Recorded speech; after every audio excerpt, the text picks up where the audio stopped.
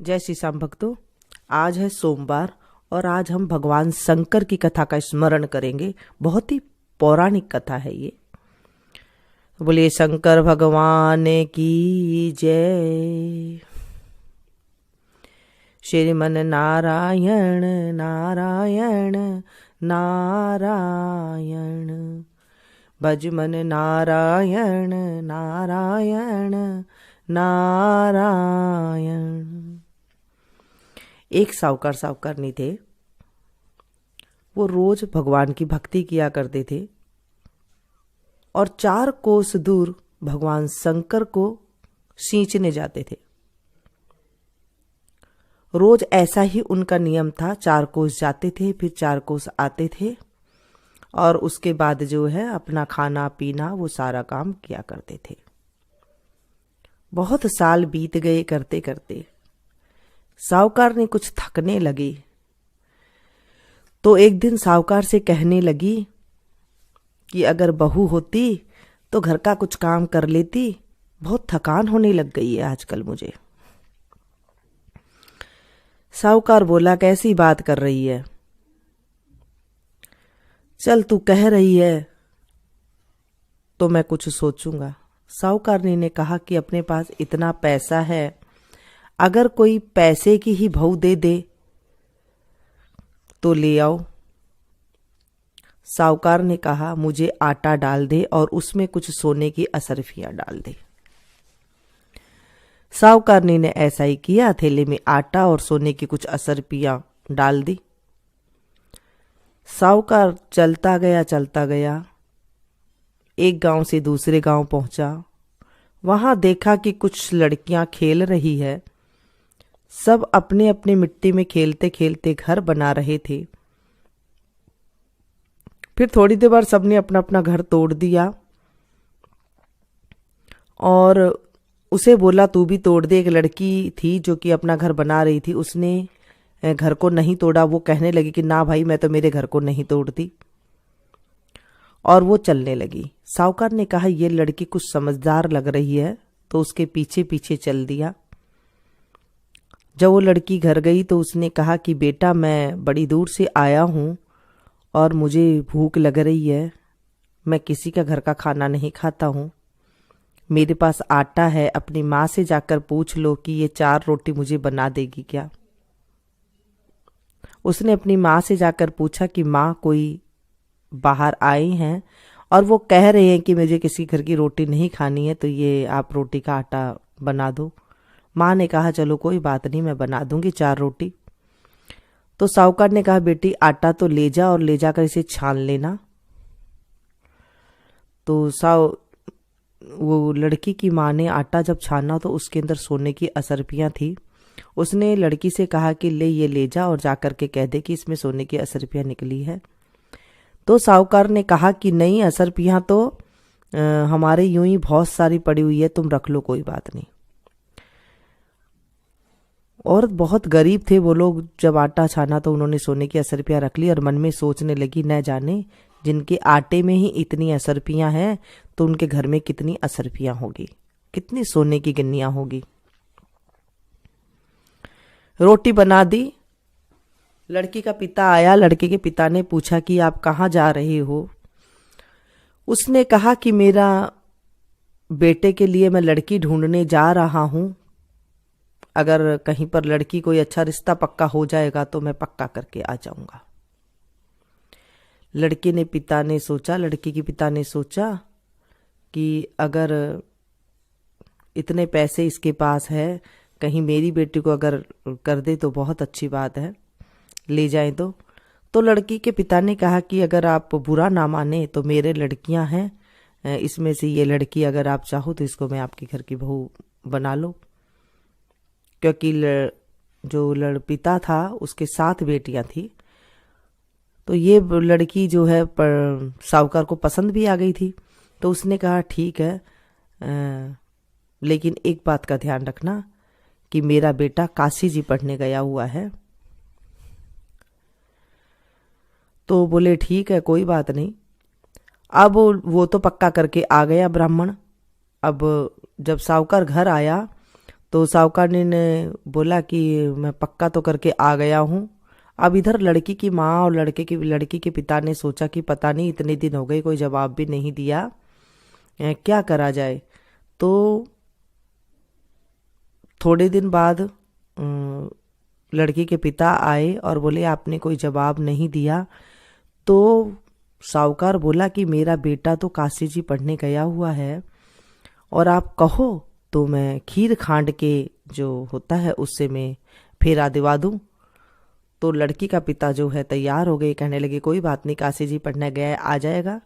और एक खांड का कटोरा रख दिया, चीनी का कटोरा रख दिया और जो तलवार होती है उसके साथ ब्याह करके ले आए। तो उसके बाद बहू फटाफट छमछम करती काम करें, सुबह वो बेचारे चले जाए, 4 कोस अच्छी तरह जब शंकर भगवान को सींच के आ जाया करते और घर में आके अच्छी भली रोटी पानी कपड़े लत्ते सब करे हुए मिलते।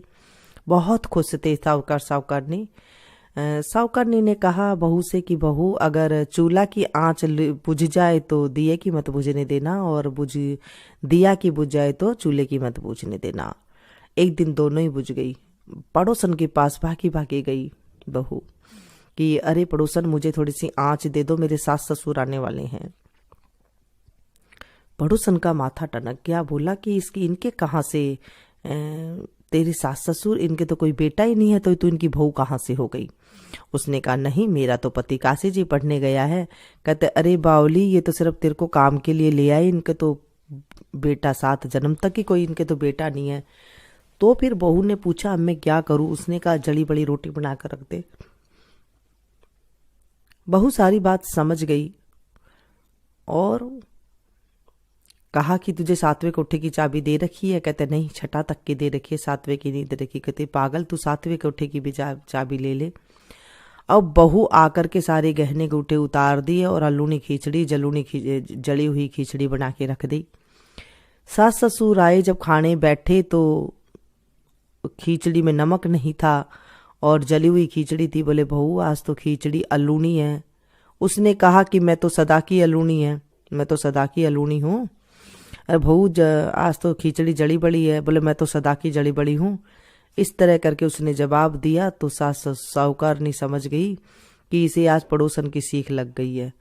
उसने कहा पड़ोसन की सीख क्या लगी है, आपने मुझे कोठे की चाबी तो दे ही नहीं रखी, 7वें कोठे की चाबी। बोले बहू, ससुरा ने कहा आज भी तुम्हारा है, कल भी इनका है, आज भी इनका है, इसे दे दे। तो साहूकारनी ने बहू को चाबी दे दी। अब दूसरे दिन सास ससुर जब चले गए तो बहू फटाफट भाग के गई ऊपर, सोची कि फटाफट देखूं मैं क्या है। जब जाकर देखी तो वहां पर शिव पार्वती बैठी हैं, केला पीपड़ तुलसा उगरी है और एक सुंदर सा कंवर पूजा कर रहा है। उसने पूछा आप कौन हो। उसने कहा मैं तेरा पति हूं, गेट बंद कर दो, मैं पूजा कर रहा हूं। और उसने गेट बंद करके फटाफट सारे गहने कपड़े पहने और फटाफट भागी सारा काम कर लिया कि कब सास ससुर आए और कब मैं दिखाऊं।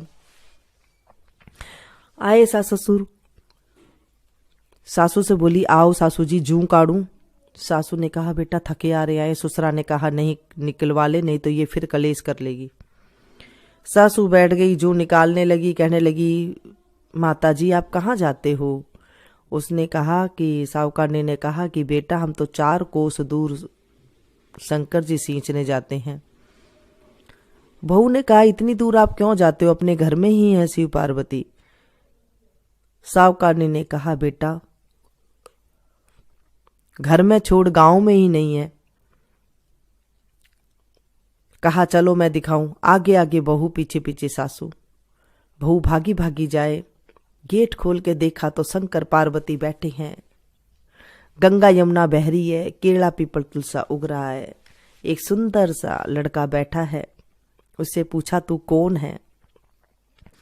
वो बोला मैं आपका बेटा हूं। साहूकारनी ने कहा मेरे तो कोई बेटा ही नहीं है, तू कहां से मेरा बेटा आ गया। उसने कहा नहीं, आपको भगवान ने प्रसन्न होकर, शंकर पार्वती ने प्रसन्न होकर आपको ये दिया, मुझे भेजा है आपके पास, मैं ही आपका बेटा हूं। साहूकारनी ने कहा, मैं मान जाऊंगी, तू मान जाएगा? ये दुनिया कैसे मानेगी? पंडित को बुलाकर पूछा। पंडित ने कहा कि लोहे की आंगी, लोहे की चोली माँ पहन लेगी, बेटा नदी के इस पार खड़ा हो जाएगा, उस पार माँ खड़ी हो जाएगी। अगर लोहे की आंगी से चीर करके दूध बेटे के मुंह में दूध मूंछ भिजा देगा तो समझ लेना कि ये आपका बेटा है। दूसरे दिन ऐसे ही किया। सारे लोग खड़े हो गए। नदी के इस पार माँ खड़ी होगी, बेटा उस पार नदी के उस पार खड़ा हो गया। लोहे की आंगी में से दूध निकल करके बेटे के मुंह में चला गया। और फिर, हे भोलेनाथ बाबा, जैसे साहूकार साहूकारनी को बेटा दिया वैसे सभी को देना। इस कहानी को पढ़ने सुनने वाले को अच्छी बहू देना, अच्छा बेटा देना, अच्छा पोता देना, घर में सुख शांति देना। और कोई भूल चूक हो गई हो इस कथा में मुझसे तो मुझे अबोध बच्ची समझ के माफ कर देना। अधूरी है तो पूरी करना, पूरी है तो स्वीकार करना। हे मेरे भोलेनाथ बाबा, हमारी रक्षा करना। इसके बाद गणेश जी की कहानी जरूर सुननी चाहिए। बिंदा एक बाबा रंगा चंगा, बिंद्रावन में फिरे सुरंगा। पोत बहू की राबड़ी, नवास बहू की खीर, मीठी लागे राबड़ी, खाटी लागे खीर। सड़सड़ करती साड़ी दीजो, बड़बड़ करती बांधी दीजो। घर मोखला घर सांकला, राजा का सा राज, रानी का सा भाग, सीता का सुहाग, बैकुंठ का बास, श्री कृष्ण का कांधा। जय बोले विनायक जी महाराज की जय।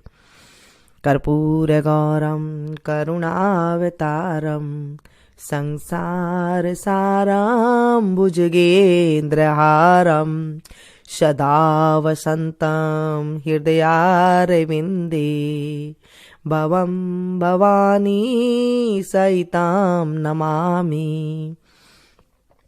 शीसगंग अर्धंग पार्वती, सदा विराजत कैलासी। नंदियो भृंगी निरत करत है, गुण भक्तन शिव के दासी। शीतल मंद सुगंध पवन, जहाँ बैठे हैं शिव अविनाशी। करत गान गांधर्व सप्त सुर, राग रागनी अति गासी। यक्ष राक्ष भैरव, जहाँ डोलत बोलत हैं वन के वासी। कोयल शब्द सुनावत सुंदर, भ्रमर करत है गुंजासी। कल्प दूमियरु पार जाति तरु, लाग रहे हैं लक्षासी। कामधेनु को टिक, जहाँ डोलत करत फिरत है वीक्षासी। सूर्यकांत सम पर्वत शोभित, चंद्रकांत भव के वासी। छऊ तो ऋतु ऋतु फलत चढ़त है, पुष्प चढ़त है बरसासी। देव मुनि जन की भीड़ पड़त है, निगम रहत जो नित गासी। ब्रह्मा विष्णु जी को ध्यान धरत है, बाबा शंकर जी को ध्यान धरत है। कछु शिव हमको फरमासी। रिद्ध सिद्धि के दाता शंकर, सदा आनंदित सुख राशि।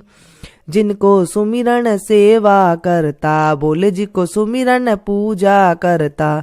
छूट जाए यम की फांसी। त्रिशूल धर जी को ध्यान निरंतर, मना लगाई कर जोगासी। दूरी करो विपदासी वतन की, कष्ट हरो व्याधा मोरे मन की। जन्म जन्म शिव पद पासी, कैसा कैलासी काशी के वासी। बाबा अविनाशी मेरे सुध लीजो, सेवक जान सदा चरणन को। पायक जान हरि दर्शन को, अपनो ज्ञान कृपा कीजो। आप तो प्रभु जी सदा सयानी बाबा, अवगुण मेरो सब ढकियो। सब अपराध क्षमा कर शंकर, मेरो अपराध माफ कर बोले बाबा। किंकर की विनती सुनियो, अभय ज्ञान दीजो हरि मोह को। सकल सृष्टि के हितकारी, श्री भोलेनाथ बाबा भक्त निरंजन। भूतनाथ बाबा भक्त निरंजन, भवभंजन भव शुभकारी। काल हरो हरि कष्ट हरो हरि दुख हरो दारिद्र हरो। नमामि शंकर भवानी बोले बाबा, नमामि शंकर भवानी बोले बाबा। हर हर शंकर आप शरणम। सेवा पूजा बंदगी सभी तुम्हारे हाथ, मैं तो कुछ जानू नहीं तुम जानो रघुनाथ। सिंह चढ़े दुर्गा मिले, गरुड़ चढ़े भगवान, बैल चढ़े शिव जी मिले, तो पूर्ण होए सब काम। सदा भवानी दाहिनी सन्मुख रहत गणेश, पांच देव रक्षा करे ब्रह्मा विष्णु महेश। बोले शंकर भगवान की जय। तमेव माता च पिता तमेव, तमेव बंधु च सखा तमेव, तमेव विद्या द्रविणं तमेव, तमेव सर्वं मम देव देवं। पापहं पापकर्महं पापात्मा पाप संभवो, त्राहि मां पार्वतीनाथो सर्वपापो हरो हरो। त्राहि मां पार्वतीनाथो सर्वपापो हरो हरो। त्राहि मां पार्वतीनाथो सर्वपापो हरो हरो। सांब सदा शिवाय नमः। श्री शंकर भगवान की जय।